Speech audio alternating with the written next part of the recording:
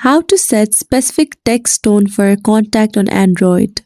Firstly, open the Messages app on your device and click on the contact that you want to set the specific text tone on. For example, I'm choosing this contact here. Now click on the three dot icon that is on the top right corner of your screen. Once you do so, click on Details. Now simply click on Notifications option. Once you do so, scroll a little bit and you can find the option called Sound. You have to click on it.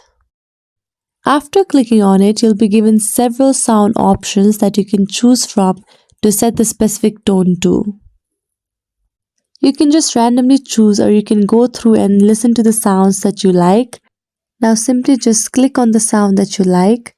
For instance, here I'm choosing this specific sound.